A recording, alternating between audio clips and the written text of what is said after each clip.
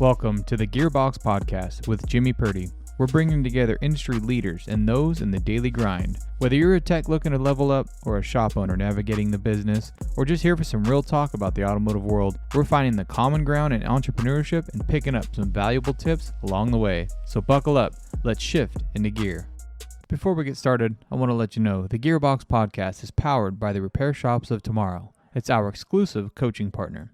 If you're looking to boost profitability, grow your arrow, and streamline operations, our SOT has the tools and expertise to get you there.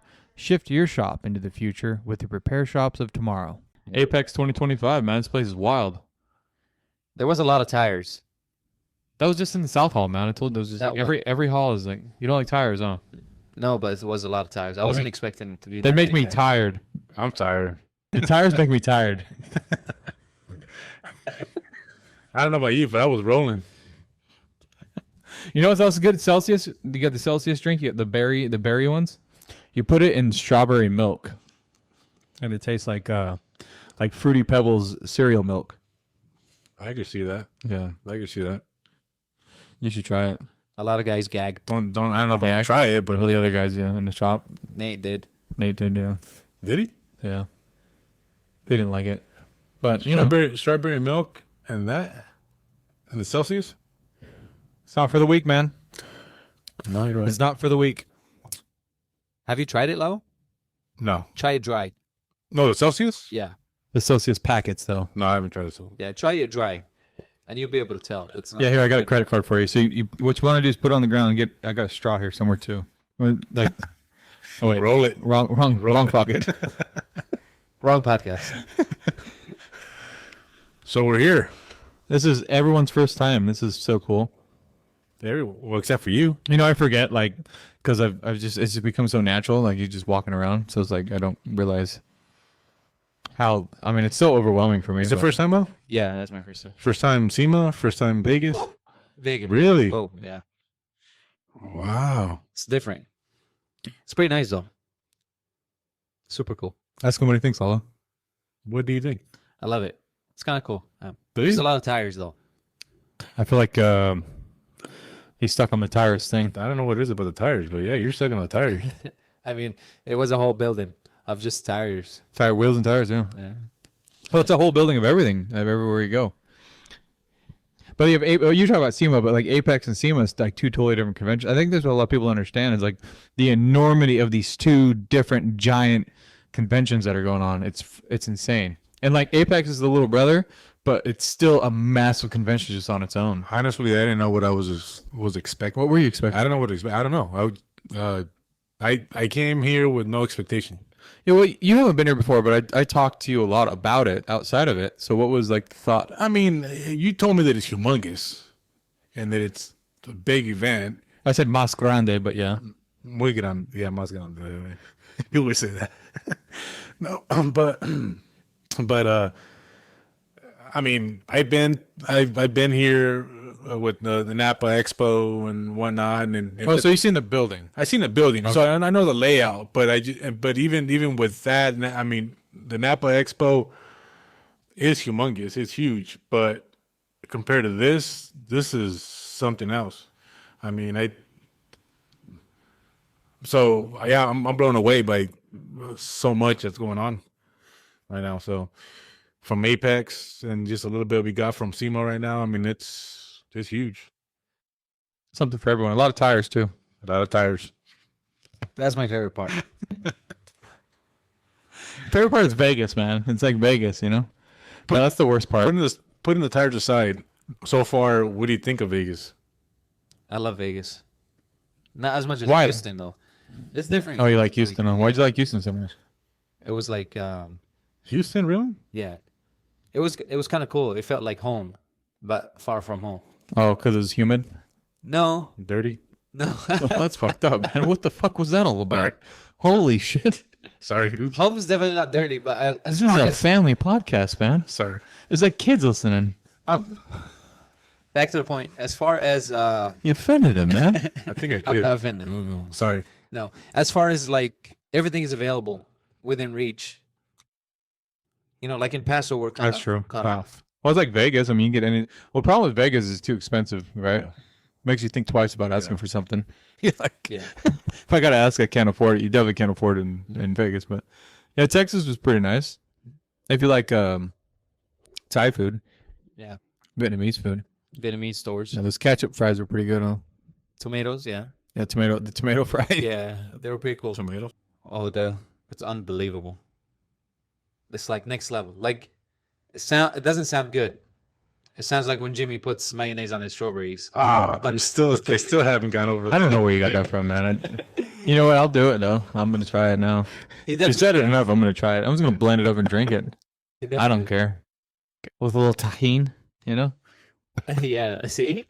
It's not good. He already knows. I'm just trying to Trying to deny it, but he already knows what to put on it. Even if I don't like it, I'll do it twice. He already has a plan for it. Yeah, he does. Yeah. Oh yeah, mayonnaise and strawberries, He's the man. man with the plan. It's like mayonnaise and peanut butter. Yeah. Or pickles. Somebody said Peanut butter and pickles is not it's not bad. It's not terrible. Yeah, not good, no. It's not good. It's not bad. So anyway, there's these French fries. So there's like a lot of Korean like little markets in Houston, Texas. Shout out to 1010 Blaylock Road, Adams Automotive, right? Yep. Right around the corner from their shop. There's a little Korean place. You walk in, they got all that Korean stuff that you can't get anywhere. But they have these French fries, and they're like, they call them tomato French fries, but it's like their French fries already coated in ketchup. Yeah. They're like light and crispy. They're like really light and crispy, and they have just a tint, just a little bit of like, just a little bit. It's like perfect. They taste super healthy though. I don't know if they're healthy. They're definitely not healthy. They're not healthy. They're fried. They're not healthy. Yeah. They're chips. Well, and they're probably fried in like what's that new oil that like supposedly kills you? Some sort of seed oil. I don't know. I haven't heard of that. I haven't heard about that. Not the kill bar, yeah. Yeah. Well, speaking of oils, there's a lot of oils around here too. Safety clean oil. What do you guys think about that? Yeah, that's a good question for you, Lalo. What do you think about safety clean oil? Have you done that yet? I haven't done that. Yeah, they pick up your oil, right, and then they give you oil, bulk oil at a discount. Oh, yeah, Drums 55. yeah. I had the option of doing that. I just can't remember why I didn't do it. There's a reason why I didn't do it. Who picks up your oil? Safety clean. Oh, okay. They give you a huge discount. They pick him up for like $30. Is that what you guys doing? It's the only person left. Dude, there's like nobody in California that'll pick up disposed oil anymore. No. Yeah, but are you guys getting the oil from them too? Yeah. Oh, you are? Yeah. Only one way though. Yeah. Well, I don't know. He did it. 0W20. Only the 0W20. There's a reason why I can't forget what it was, but there's a reason why I didn't go for it. You know what the W stands for? I would assume weight, but Oh, it's winter. hey, With Jimmy, you have to look at look it up. Look it up. Yeah. Look it up. Like Judy, Judy started this whole thing. I know. Yeah, you did. You said like you can't trust anything I say anymore. What? It's like the plasma. Remember the plasma orbs? We had a whole conversation about the plasma orbs and the aliens were invading. Remember that? It was like, was that 6 months ago?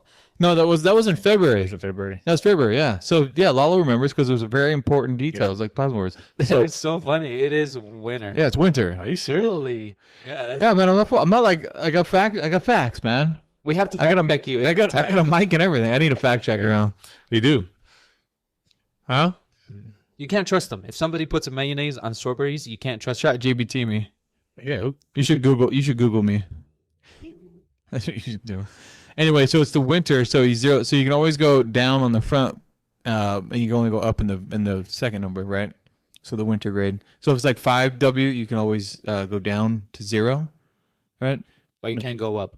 But you can't go. But on the second number, you can't go down, but you can always go up, right? Interesting. Yeah. Anyway, fun fact. Wow. Yeah. So yeah, you learn a lot of stuff here, man. You talk to some of these men, like you think they're all salespeople at these booths when you're walking around, but like you like talk for it's like educated. Like sometimes you're actually talking to like the CEO of like the actual company, which is just wild to me, right? Because you go to so many trade shows and you talk to these people and they're all just like salesmen, right? They're just trying to pawn you something, sell you something, and then all of a sudden it's like you talk to someone, you're like, damn, you know your shit. And he's like, oh yeah, he gives you a card. It's like it's a freaking CEO.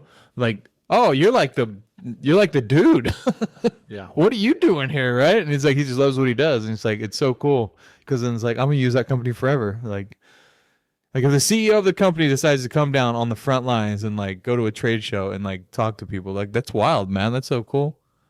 Isn't that what we're doing right now? Look what? We're coming down and talking to people. Yeah, I guess you are. Yeah, yeah. But we're not selling anything. We don't have like. You just fucked me up a little bit, man. I mean, that is correct. I don't know how that applies to what I just. We're did. CEOs of our company. We're coming down and talking to people. Yeah, I don't know. You're not selling anything though. You're not. You're about. Well, like a Fortune 500 company. I mean, like a real money, like real like big money. I'm still up in the 500,000 right now. I see what you're saying. I get what you're saying. I mean, you're correct. Like if you own a business, you should be on the front lines at all times. Yeah. I don't think you should be in like deep in the trenches, but you should definitely be on the front. You should lead by example. I am trenches, yeah. I mean, that's a good segue too, because it's like, was they lead from the front and the trenches with the wrenches, right? Yeah. But I think that gets twisted a little bit. Like, how far do you go in your business to help the business grow without also getting in the way? That's a tough one. I'm just going to be quiet for 10 minutes while you struggle with that. That's a tough one because I could say personally that I'm at fault there. Well, there's no fault though. It's not like there's no like right or wrong answer. No, there isn't. But I mean,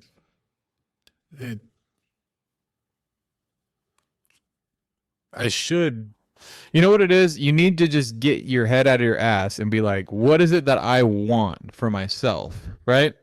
Like what is exactly do I want the vision and like the mission statement of the business to be like? What direction are we pushing this thing, right? Because sometimes you get so stuck in like, well, if I'm not working side by side, if I stop to take lunch, like people are gonna look down on me, right? And you're worried about like that weird imposter syndrome, like what was it that I'm supposed to be doing? So you just keep doing busy work for like no freaking reason, right? And you can't get out of your own way. So you take a step back and like clarify what's the path forward, like what is it that and then once you have that, you can move forward. But some guys get so stuck in like being the technician that they think the only way to be successful is to be successful while still being the technician. It's never going to work, right? You always have to step back. Yeah, you have a technician, you have a manager, and you have an entrepreneur, right? You have to have three people to run a business, right? Like everyone, like that's like a well-known. It's from the E-Myth. No, has anybody read the E-Myth? I read the E-Myth. Did you read the E-Myth? Yeah. What's it about? It's about a myth.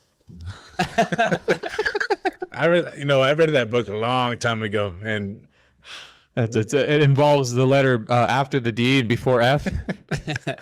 I read the book a long time ago, and for me, it's one of those that, in order for me to capture it and stick to it, I got to read it like more than one time. By Michael Gerber, he's the E-Myth, E-Myth Revisited. Like, so the fact, what I'm getting at is like you have the technician, you have the manager, and you have the entrepreneur, and you have to have those three people in your business. And a lot of time, you are those three people for a long time. And then you look, and it's like look down on like, well, then I got to get the technician and like get that dealt with, or I got to deal with a technician, right? And I think that's the biggest change in separation is like, now you take a technician and now you made that a role in your business, but that can't be you, right? But then everyone's like, oh, you're just going to be like an evil shop owner. You're just going to be like the worst person in the world. Dictator. Because you're a dictator and you're just telling this guy what to do. But the technician is such an important role in the business. Like he is the most, or she is the most important, like, because without it, like what do you have? Like you can sell all the work in the world, right? You can like come up with the grandest vision, right? And sell all the work. But if you don't have the workers, like it's not going to work. But like also you can't be that person. Yeah, you can't be everything. And I think it's for me for the longest time, and I'm finally starting to see that. For me, it was like what I used to say, and I used to hear that from a mentor, which was a bad example. Why is that a bad example? Because it's like I'm a one-man show. You are? That's what he used to say, so that stuck with me. Oh, he used to say he's the one. Oh, okay. And that stuck with me. Oh, so the ego. He had the ego. Yeah. So it's like, so that stuck with me and then, for the longest time, that's what I believed in. So finally now I'm starting to see that, it's not the case. I got to change my ways, and so you thought the only way to do it is to be a one-man show? Yeah. And if you asked for help, you were weak. Right. Yeah. It's like if you want something done, you got to do it yourself. Yeah, that's true. So In most cases, that's still true. Though. Is that? Yeah. Is it though? Yeah. In most cases. I mean, but like in what like in what gesture, like and how grand of a vision, like how, like I get sometimes you hire a landscaper and they just don't freaking show up, right? Like it's just like, and I'm just gonna freaking like, after 2 weeks, I'm just gonna go mow. I'm just gonna do it myself, right? And I get that, like you gotta do it right. You got, if you want it done right, you gotta do it yourself. But like also, there's the other side of it where like getting good people in your business and like doing it the right way.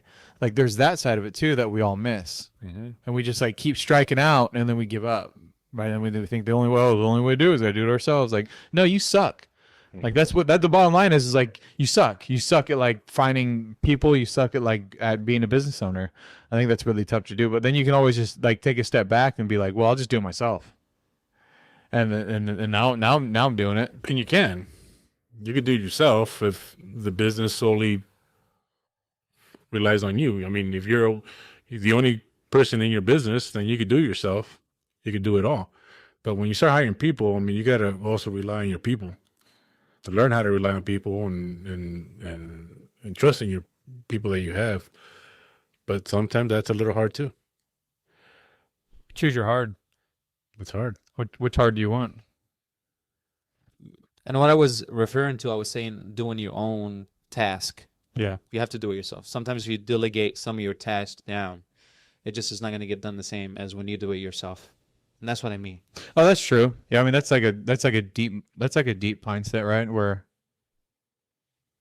we all assume that we can all read each other's brains, and I know what you're gonna say next right now, and then I know what Lalo's gonna say next, and it's like, and so that doesn't happen. So then I have to correct and redirect the conversation. I mean, that's just being a conversationalist, right? Like being able to like, well, I'm gonna say this, and that's gonna direct him into this conversation, and then I can use that as a segue to move into the next thing. But like, it never works that way, right? So you just have to like, so it's like a very small like snapshot of like what like business ownership is, right?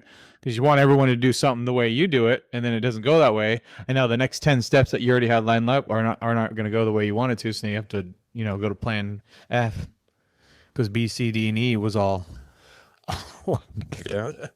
And sometimes you just have to let things happen and fall into place too.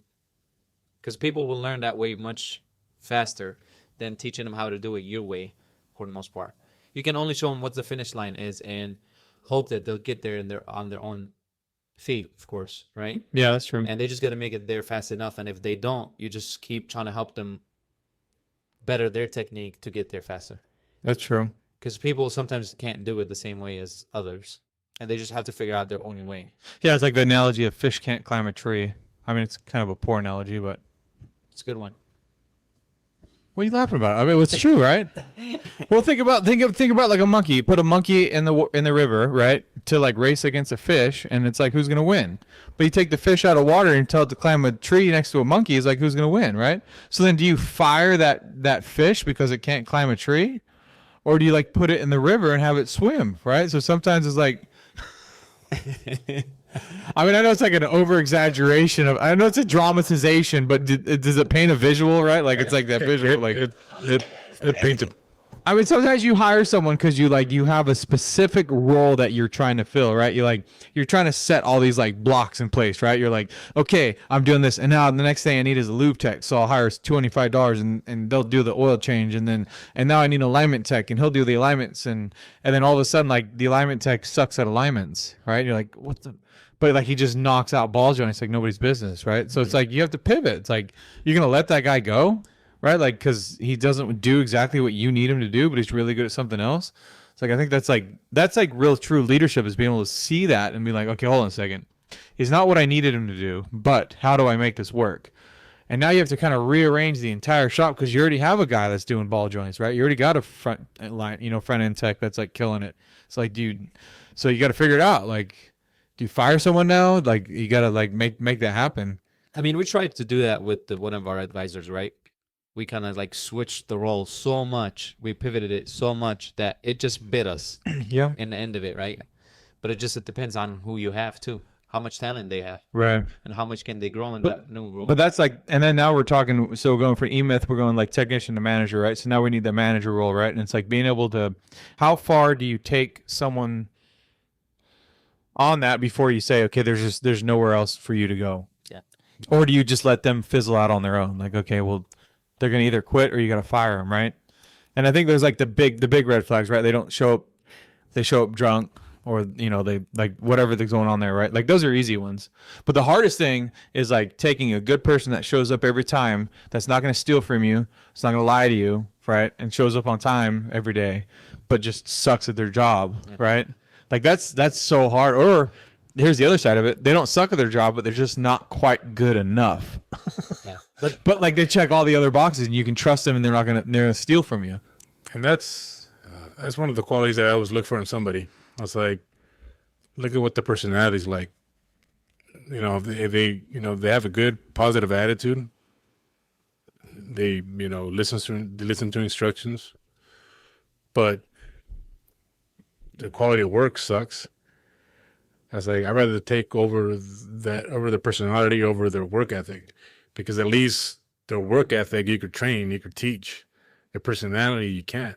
I mean, that's in them. That's who they are. And you know, I've had a few cases where I had to pick one or the other, and it's kind of one of the toughest choices to choose. And most of the time, I always pick personality, because if they're happy to show up at work and all that, but you know, they suck at what they do. And as far as how fair is that to them too? Because if they're not growing and they're not moving forward, and if that's their goals, are we taking away from their potential to be somewhere else and be more productive? I feel like that's always a tough part. I feel like letting them go is usually what's best for you and them. Yeah. And I think maybe if they're not growing with us, maybe we're not the right place for them to grow. Maybe they're going to grow and flourish somewhere else, because, you know, wherever they land in, that's the place that made it happen. They have, you know, like one of your ex-employees you had before. I mean, I had him too. He didn't seem to last long with me, but he lasted quite a while with you. Make sure you had the right formula. I'm not sure what you're referring to. Oh, you do. Okay. Yeah. I think you do. So I don't know what it was. Yeah, that's fire. I put up with them longer, is what you're saying. Well, I mean, I don't know about that, because we put up with them long enough too, but it just didn't seem. It just I don't know, whatever it was. Maybe he felt at home in his environment with you. I don't know. Well, that's like the burning question that everyone comes to when it's like, well, what else can I do? Like, what am I doing wrong, right? Yeah. And I think there comes to a point in time where you have everything not so dialed, but you have like systems in place and like people in place to know that you are providing the most that you can, and then they don't step up to the plate, and then it's much easier to get rid of them. But like before you have that stuff in place, you're always like, well, like, and you keep them on board is what I'm getting at. Is you keep them on there because it's like, well, maybe it's me. Maybe I need to have this, or I need to offer them that, or I need to do that or that, right? And all of a sudden, before you know it, like you're like, you know, you're holding their hand as they're getting out of the car in the morning to walk them inside because they're scared of cats, or I don't know, whatever's in the parking lot. You know what I'm saying? Like it just slow, very, very slowly gets out of freaking hand, and before you know it, you're like, what the fuck am I doing right now? Like, you know, but it's such a slow evolution, because you're just trying to make sure like am I doing it? Was like, is it me, right? But then you have to get to a point where you have like the systems and processes in place where you're like, look, I like everything we're doing here is like way better than anybody else. So if like you can't do what I'm asking you to do, which is very simple, I need you to go, right? Yeah. But that's like, it's still such a gray area where it's like, well, they're doing just enough, right? Like, but it's not fair to you either. It's not fair to the shop. It's not fair to the shop. It's not fair to everybody. Yeah, it's super. Yeah, not even the employee itself, himself or herself. Yeah. So it's like you're just stopping everybody, and you're missing out on opportunities to have people who can hold that position much better, and then maybe a position for that employee as well will be somewhere else. Yeah. Right. But it's more cutthroat on my end. From what I see it. It's not the most fair too, but it's just straightforward. It's not always the best thing, though. Well, it kind of has to be black and white, and like there's the then we get the entrepreneur side, which is like what we're talking about right now, like the no ego, let things go. Let's like be nice. Let's barbecue on Fridays. Like maybe we're not nice enough. Maybe like, and that's the entrepreneur, right? That's the vision of the business. That's the culture you want to build, right? But like without structure, you'll never build it, right? You can't build anything without structure. So it's like you have to have all these three people all at the same time. And man, if they're all in your head and you're trying to do all three of those roles, it's like impossible. And it's a balance, you know. I try that too. I mean, that's one of my goal when I first started was building that culture where, you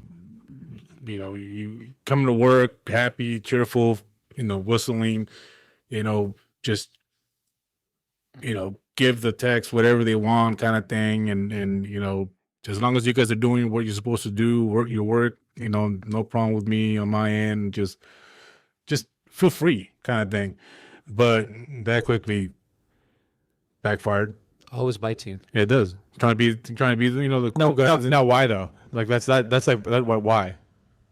People taking advantage. And that's what it comes. Yeah, that's what it comes down to. I like to get too comfortable. They take advantage, and I like to think people would, if given the choice, they would do the right thing. Like that's right. Like that. You would think. There's a principle behind that. There's a saying behind it. There's like a whole like. I like to think that people, given the chance, they will do the right thing. Like the majority of people, like given, like if something's like on this, they won't steal it. Like there is a percentage that will, and we all think like everyone's like that. But I think most people try to do the right thing. So I think taking advantage blatantly is like not the like the number one thing, right? Like I just don't think that. Like I know they're gonna steal from you. I know they're gonna cheat. They're gonna lie eventually. But like they're gonna do it for another reason, not just to blatantly like, you know what I'm saying? Like be bad. So with that being said, like do you think it's because culture came first and structure came second? Like what do you think about like the difference between structure and culture? I think in my case I would probably say I would agree that I think it's because culture came first and structure came second. I think if I would have had the structure first, then little by little I could be working on the culture and just be working it. But I think I the way I ran my business at first was seeing everybody as a friend, as a family, to me. And I think that is what messed it up for me because just, I saw things happen in front of me. I just didn't do nothing about it. Just like, I just made it whatever excuse. So it's on me. But the more and more I started realizing a lot of stuff, it's like that's when I started switching it around. I had to put a stop to it. But by that time it was. Yeah, it's too late, man. It's way. Yeah. Yeah. It's like almost you need to set up the goals instead of setting the expectation. Yeah. You need to have, hey, we're trying to do this to be here, not for me to expect you to do this, if that makes any sense. Yeah. Just knowing what the final results is, this is what we're trying to achieve, but hey, this is what you need to be aware of. I don't want you to drift into that or be too comfortable or anything like that. I'm trying to make it easier for you to be comfortable, to feel at home, but I don't want this in return because most people will go towards that way. And then they'll get too comfortable and then it'll just go south. And then at that point, you can't even tell them anything because they'll take it personal because now there's an emotional connection between you and the employee. And then they'll just take that home with them. Yeah. And you become more of a friend than a boss. That's what happened. I mean, that's a touchy. That's like poking the bear right there. I think that's like, is he for hire? just for the right price, man. Can you afford it? Just let me have him Can you afford it? for a couple weeks. Just on the loan for half a season. We're gonna pimp him out right now. Oh, shit. How much you got? How much you got? Hold up, dude. I'm still here. Let me walk out. Shh. Headphones. Wait, let me turn his headphones off real quick. I mean, no. I mean, it's true though. Like, it's separating the two, but still having the relationship, man. It's like, I don't know. It's like being friends with your baby's mama, right? Yeah. I don't know. Is that a way to relate to you? Why are you looking like that over there? Why you say it like that? That was deep. That was I got I mean, right? Because it's like we all, like you said, you started like I just wanted to open a business to like be able to have a good time, and the expectation was people were just gonna do the right thing, and they were gonna work hard, right? But they got the reward before like the benefit. Like we're all here in Apex SEMA right now, right? Like Mo's here, the whole rest of the staff is here. Like I told you, like, because if we hit a certain milestone, we'll come out here, right? And they hit it, and now we're here. So I don't know, like who knows what what it's gonna look like later? Like, are they gonna expect that the next time? Like, what's the expectation? Because a lot of coaching companies told me that too, where it's like you have to set the expectation low, right? It's kind of like the first date with your girlfriend, right? Like you don't want to get her something really good because then the next year you got to outdo yourself. You got to outdo yourself. You got to outdo yourself, right? Is that a poor example? No, that's actually a great. I mean, you don't buy her a house for the first anniversary, right? Because then it's like, what's the next thing you're gonna buy her? Like 2 houses, right?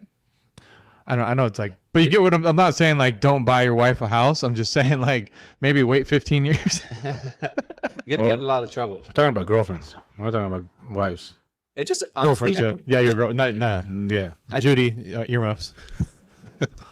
I think I'm gonna say it's earmuffs, man. They can say whatever you want. I think it depends on who's on the other side of the table too. That's correct. How they take it in. You know, like oftentimes previous jobs when we would give bonus to employees, and then the next year they would expect the same thing or better, and it's like, dude, you're not entitled to that, and you have to understand. Even if it was $1, it's $1 more than what you have agreed to get. Now is that a person problem or is that a leadership problem? No, I think that's a person. That's a person problem. Is it though? Yeah. Yeah. Out of you. But what about like so let's take it back like a relationship standpoint. So if she's expecting something more next year, is it because you're not doing enough throughout the year to keep her happy that she's now expecting something more grand? No, I think there's certain On the spot, she's fucking staring at you right now, man. Think if she said we recorded. She's ever stand outside. This is being recorded, just so you know. And she's gonna get a coffee. You know what? I mean, in my case, I mean, I felt like throughout the year I give and give and give. I you know, we do so much for the shop, and yet I feel there's certain times where, yeah, they feel entitled. Like they expect it, that's what they deserve. You know, and for me, that kind of discourages me to do it again. It's kind of scares you. You don't even get a thank you. Yeah, no, you don't get it. Yeah, exactly. You don't get a thank you. And it's like, man, I feel like I'm just now digging a hole that is deeper and deeper and deeper. See how negative it's made him? It's not negative. He started really positive like 6 months ago. Not as realistic. No, it's realistic. But still have a positive impact. I mean, it goes without saying, right? Like I don't need it. Like if it's deserved, then there doesn't need to be a thank you, right? Like in my opinion, right? Like it's nice to be appreciated and like, hey man, this is a cool like trip and this is a cool event, or like, hey, thanks for the bonus, or like, thanks for the barbecue. Like, yeah, that's like the niceties are nice, but like at the end of the day, it's like, well, if you deserved it, that's why I want to do it, because I want to keep everyone moving forward. But like, yeah, it does come to a point in time where it's that slow creep again, right? It's like the lifestyle creep. It's the same thing. So it's like now you give a little barbecue and they're like, yeah, that was cool, and that was cool. And then like the third one, they're like, no one's like, everyone just eats and they bail. It's like, oh man, I gotta do something. So then you take them to like a restaurant, right? And you do a steak dinner, right? You drop like $1,000, right? And get everyone steak dinner, and they're like, oh, that was cool. And it's like you do it second time, third time, and it's like the same thing. Now they're like, oh. So it's like now you take them on a trip, right? And it's the lifestyle creep, right? And before you know it, you're taking them, like wherever, Disneyland or something, on some freaking, you know what I'm saying though? Like now you're just, and now you're at the point where you haven't gotten appreciation for all those steps along the way, and everyone else is just like, the expectation is just constantly grown, right? And I think that's why I think it's a leadership problem, because you didn't at the very start of it, you didn't like, hey, like I'm doing these things like for you guys. Is there anything I can change, or is there anything different? Let's talk about what you like. Let's talk about elevating the next like meeting or the next bonus round, right? Instead of just doing it and then expecting them to be happy about it. You know what I'm saying? I think it's also a people person. Like some people just naturally want more. And they want more, and they want more, and they want more, and the hand will just always be out. Mm-hmm. But I don't know. This is like the evil shop owner stuff here, where I'm like they're always going to want more, right? Because that's their nature, right? Like they don't want to go on their own, so they want to be treated well, which they have every right to. But it's like also the side of it, the entitlement is just huge, right? Look at the thing with food stamps right now. You've seen all the TikToks about the food stamps, like they cut off food stamps, and now they're like stealing food. It's like, are you serious? Like because you got cut off, you're just gonna go steal the food because you think it's entitled to you? And I'm not saying like all employees are like, but like. That's the mindset, right? And it's not fair to anybody. It's not fair to themselves. It's not fair to like the economy. It's not fair to like anybody. But it's just the thought process. So it's kind of like the role as being like the leader, the manager, the whatever is like this at the moment. Like, look, what can we do different to make you happy? And then like, I can't make you happy. Like, I don't know why you're here. And that's why you got to set the goals. If you set the goals and every time they reach that milestone, then at that point they can get the reward. Yeah. And at that point, their thank you is by getting to that goal. That makes any sense. So always setting up goals and the expectations, because if you set expectations, it's just an expectation. If you set a goal, there's an actually goal to get to. And So it puts it on them. Exactly. And that's a thank you from them. Hey, I give you a goal, you achieved it, here we are. You didn't achieve it, sorry. We'll here's another goal. Yeah. And it just got to be constant motivation, different, new things, higher things, stuff like that. Yeah. Like maybe the expectation just comes from who the person is, but I mean, goals are such a loose a word, right? And then I think they're set too high sometimes. And then they're not, it takes a lot of management, right? Like for someone to hit their goal, like I don't know if you can just like give a goal to somebody and then have them just like naturally be like, you know what, I want to hit that. And then just like do it all on their own. And then they get discouraged, right? 2 or 3 months down the road and they're like, I can't hit my goal, I can't hit my goal. So at that point in time, do you just eliminate that employee because they can't hit the goals? No, it's just got to be realistic and it's got to be something that they can do on their own. Like a total amount of sales per month for this individual, maybe 10% more than what they usually average. And then from there, it keeps on going up, right? And it's not by the first time it's 10% higher, but the next time it's going to be like 11, 12, 13, 14, 15, and stuff like that. And then usually you want to keep changing that based on what they lack in. If it's like CSIs, then you got to focus on that. And then after they achieve that, they become consistent, then you can move on to something else to make them kind of a complete player. And just you kind of training him every time and then maintaining that training based on goals. Right. Which is pretty firm goals. Hey, this is the number. This is the gross profit. Or this is, you just set the goals to a T. It's a slow sliding scale. And I think that's the issue because we all want a silver bullet. Yeah. Right. Like you want to go back on, when are we going back? Friday. And you'll be like, and just like have this like instant like gratification of like, oh, I'm going to do this one thing and everyone's just going to be better. Right. That would be lovely. That would be lovely. Well, that's why everyone comes to these conventions. That's why everyone goes to coaching. That's why they go to training classes and they'll spend thousands of dollars and they don't get that one answer and they don't realize like that was the sliding scale, right? It's like, it's the constant reinforcement over and over and over and over and over to the point where it's like, you're either going to like move in the direction I need you to go or you're not going to be here anymore.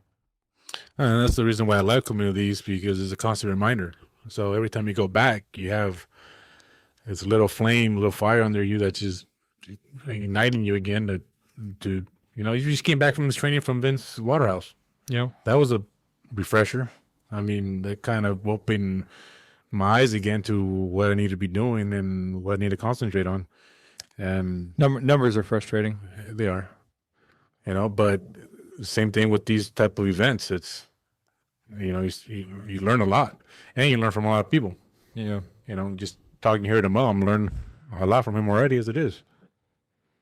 Learning from everybody. Don't sleep on him because I don't know. I'll sleep him. Did you say you're going to sleep with him? No.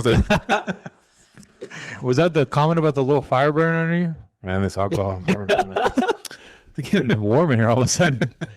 That's just me. Mute my. Don't touch him there. What do you do? No. Don't do that. It's nice. There's no videos. Nobody has any idea. Yeah. Cut his mic off and then cut my headphones off. His hair is squealing at a distance. Talking about coaching. So what do you guys think about most coaching companies?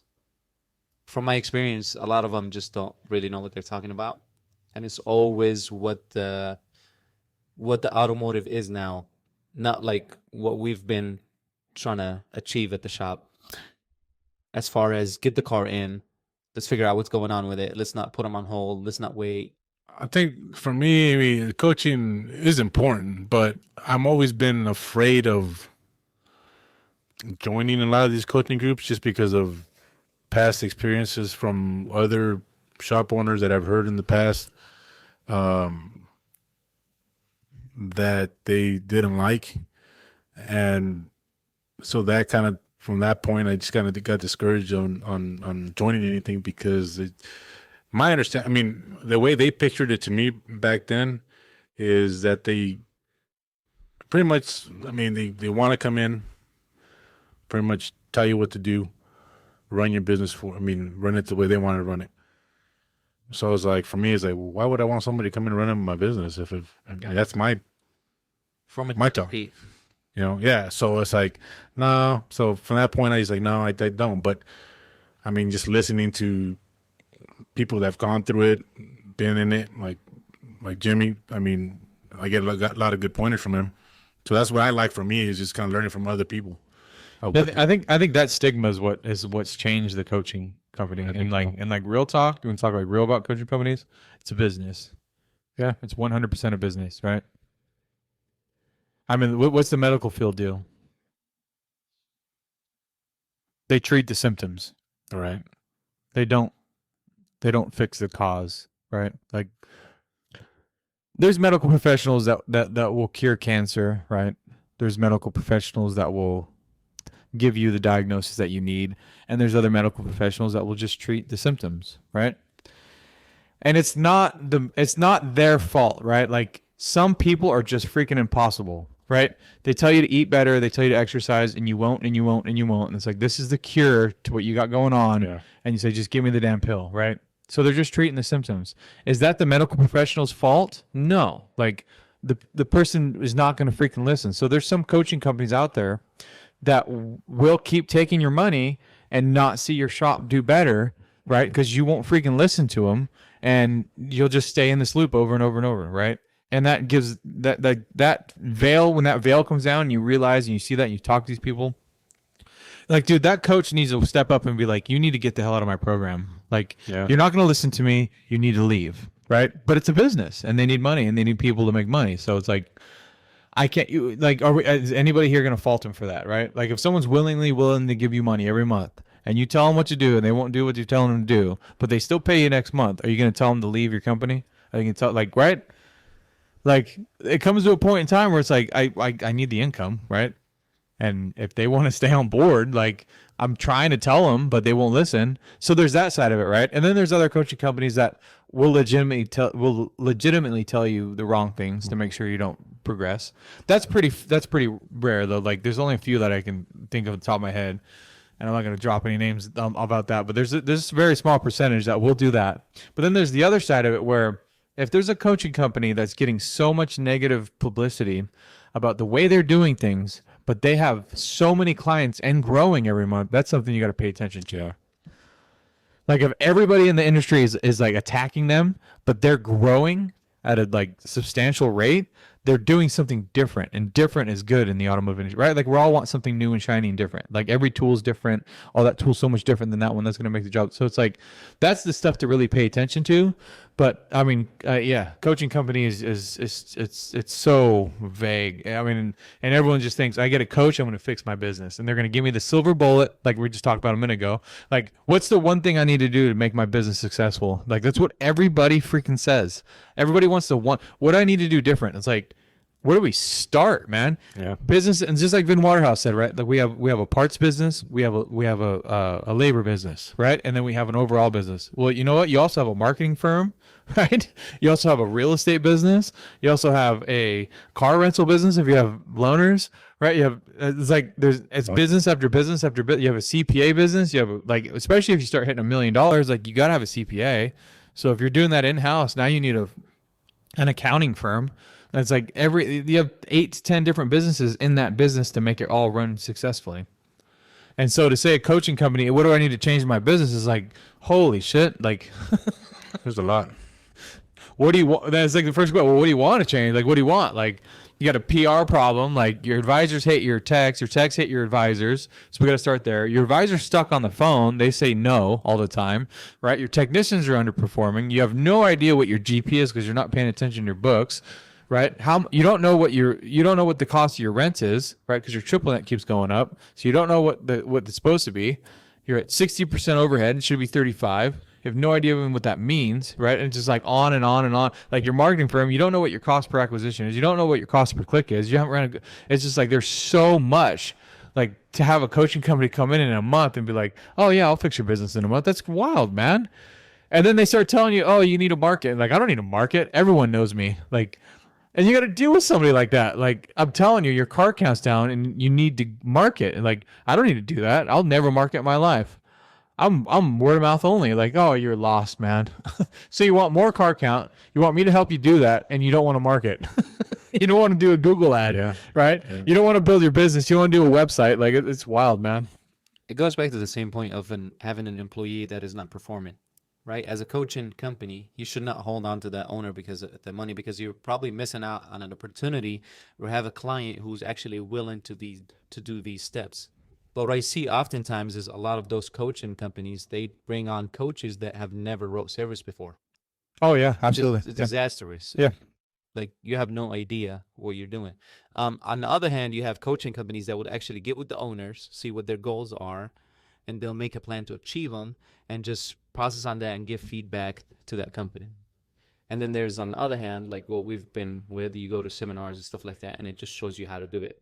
And you can do it. Yeah. But it really depends on who you are, as well as who's the coaching company. Are they just doing it for business? And if you need the micromanagement, if you don't need the micromanagement, like it's so gray. There's like, it's so hard to say what's good or bad or what you need, don't need, or you need to just go sit down to a 2-day seminar. Some people can't retain anything in 2 days, right? They go there and fuck off and they drink the whole time and they don't pay attention. That's not going to help you. And they're in a hotel lobby doing stuff that they shouldn't be doing. Yeah, right? Yeah. Like what? We'll tell you off the record. Doing stuff. Oh. Like just stuff. Oh. Yeah, they go there and drink, and it's same with like there's like group meetings I've done with other coaches across the country, and like they just go there, hang out with their buddies, and drink at the bar, and it's like they don't, it's like that. You're not going to progress, right? And but who do you hold accountable for that? Like you can't. There's no one you can hold accountable. It's just who wants to be better. Yeah, it's like if you want to be better, and you still stick with that coaching company, then you're the problem. And if you're a coaching company, but like from that point of view with the coaching company, it goes right back to like leadership and owning a shop. Like if you have technicians that will show up and they will make you money, or if employees that will show up and they're plugging away and you have billable hours, like how do you separate from that? Like because the alternative is zero, right? And I mean, it'd be nice if we all had like just like a whole book of or a whole people to pull from, right? Mm-hmm. But then you don't. So you need the income, you need the revenue stream, you need the cash flow. So it's like, even though they're not perfect, it's like they're making enough. Like, and it's hurting your business, but like, what's the alternative? To have nobody there? So like on the coaching standpoint, like you understand like these clients aren't going to do what you need them to do, but they're paying you. It's cash flow. Yeah. I don't know. That's tough, man. But the hardest thing to do, which is the right thing to do, is you got to let them go and then push forward. Because if you want excellence, that's what it's going to take. I mean, I don't know if you guys can relate to that, but I mean, even if it's in sports, you have great players. You just sometimes have to let them go because they're not making it as a team. And then when they leave as a great player, you do better performance as a team. Even if they're batting at 300. Yeah. What does that mean? Batting 1,000. 300. It's 1,000, man. You bat 1,000, man. 300. I thought we went over this. We did. Even Vince said it. He said it's 300. Vince said it? Yeah. All right, well, it's 300 then. 300. It's the brave 300. Yeah. Sweet, man. This was fun, huh? What'd you guys think? I love it. It was great. Wasn't it? Listen, if you're anything like me, you know the struggles of inconsistent car count and tight margins. That's where Repair Shop of Tomorrow comes in. They help shop owners like us increase sales, improve efficiency, and grow our businesses with proven strategies. Check them out at repairshopoftomorrow.com today and start growing tomorrow.